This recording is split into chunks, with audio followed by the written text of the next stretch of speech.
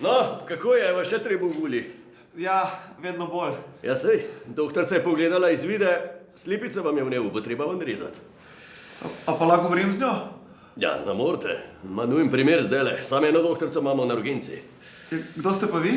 Jaz imam administracijo čez. Brez skrbi imamo za dosti drugega kvalitetnega kadra, ki vas bo poštimal. Evo, gospod vas bo operiral. To prav, majster. Nan, koga imamo danes? Faširaj na lukosu. A je on slučajno mesar? Ja. Doktorjev nam primankuje. Se moramo pa z drugimi kadri pomagati, ampak vam garantiram, je eden boljših. Za pečenice pa kar poklič. Lahko tudi to ne delo. Dobro, sej, mislim, če ni drugega. Se bom spal med posegom, ne? Ja, tu pa ja, seveda. Ok, pol vsaj anesteziologa master. Ne, to pa ne. Imamo pa nekaj boljšega. Študenta, diplomanta filozofske fakultete vam bo prebral svojo diplomsko nalogo, boste videli, kako vas bo spal.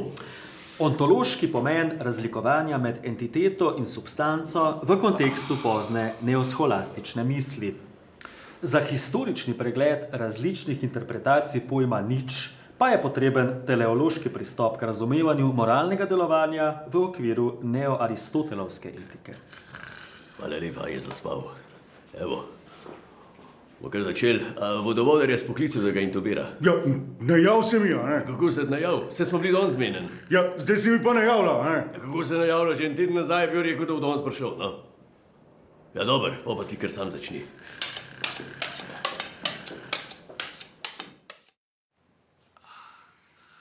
No, takole, še tale šivček pa smo. Bo se kar lepo izpadel.